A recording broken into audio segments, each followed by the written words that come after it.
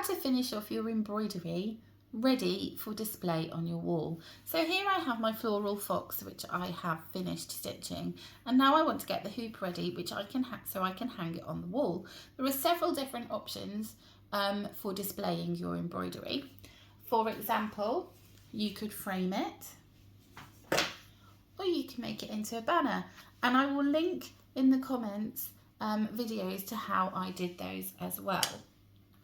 When you are hooping up, there are also some different options. For example, some people like to paint the outside of the hoop or buy a decorative hoop just to display it in. But I'm going to show you how, just using the hoop that I've stitched it in, I can make this ready to hang on my wall.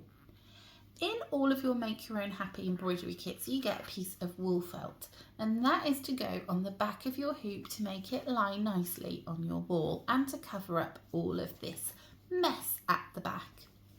Because I've left enough fabric on your backing piece, should you decide to frame it or display it in a different way, perhaps you might want to make it into a bag, or you could use it as a book cover. That's why I've left you enough fabric should you choose to do that. However, because I'm going to hoop it up, I do not need this extra fabric. So I can start the process by just trimming off no less than an inch around the edge of my fabric through both layers. So that's what I'm going to do first.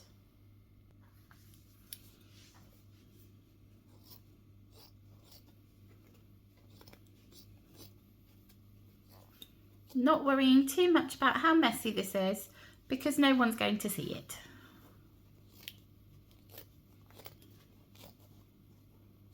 This will be covered up by the felt.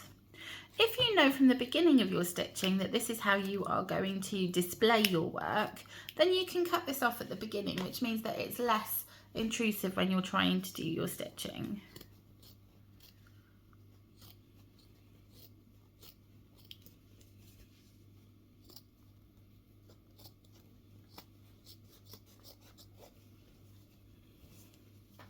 Oh, forgot to go through both layers.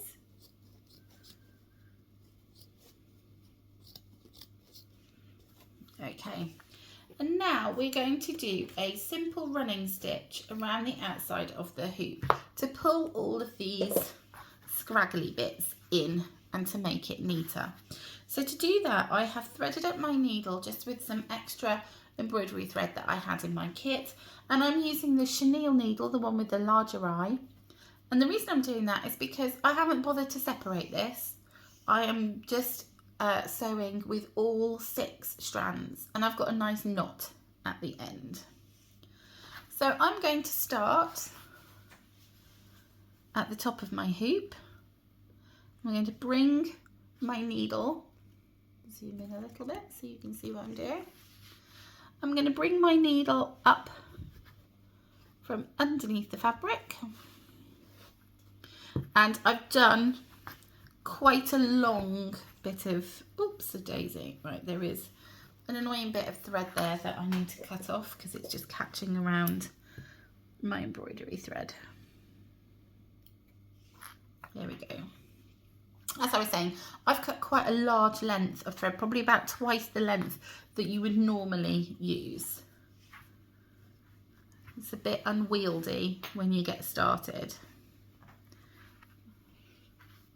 Oh, I've got another bit of thread there that's got caught around my embroidery thread. This has never happened to me before. Of course it happens when I decide to film it for YouTube. There we go. So, and all I'm going to do is a running stitch, quite a big one, all the way around through both layers.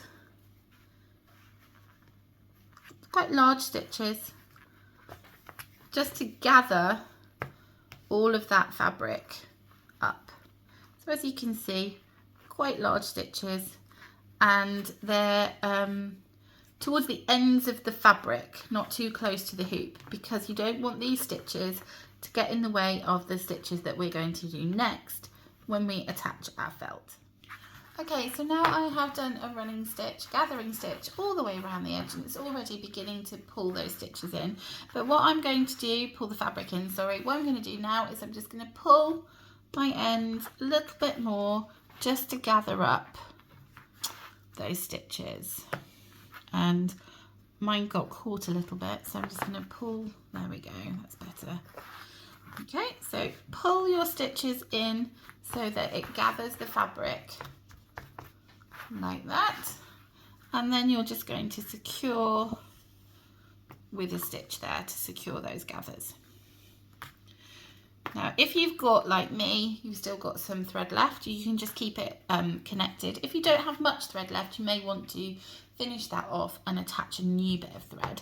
But what you're going to do now is, using the wool felt, you are going to place your hoop over the top of the felt and trace around carefully. Try not to get any pencil or pen onto your hoop because that will be visible. So you're going to trace around carefully onto the wool felt and cut out a circle. And in true Blue Peter style, here's one I made earlier. So you're going to cut out a wool felt circle, which is going to be placed on the back and is going to cover up all of those stitches, and then also makes a nice soft surface to go on your wall at home or wherever you choose to display it. Now, what you could do is you could just glue that in place. You could put some glue or some double-sided tape around the outside of the hoop and just stretch that across. Done and dusted. Or you can stitch it. So my thread's still attached because I've still got quite a little bit left. If you haven't and you've had to start a new one, just attach your thread in the inside or wherever you decide around the hoop to start stitching. I'm at the top, and you're going to take your needle to the edge of the felt and through the edge of that fabric, and we're just going to do a whip stitch all the way around, just like a whip stitch over stitch. So put your needle in through the fabric and pull. Easier to turn it around this way. And all that's going to do is going to secure that wool felt onto the fabric, pull it in close to the hoop and cover up all of those stitches and tangles that you've got at the back of your design. So you're just going to carry that round all the way around your hoop and fasten it off at the end.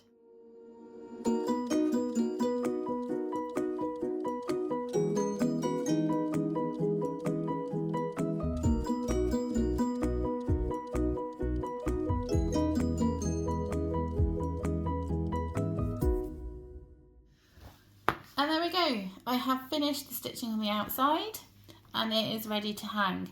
So all you need to do is put a hook into the wall and you can hook it over through that bit, or you can thread a ribbon through and create a hanging loop. If you don't like the look of the screw, you can use a larger ribbon or a bow to cover it up. And I'll put a link into the comments of some articles on my blog and pictures to show you different ways that you can finish off and display your hoops. So if you have any questions, please put them in the comments and I'd love to see some of your finished hoops.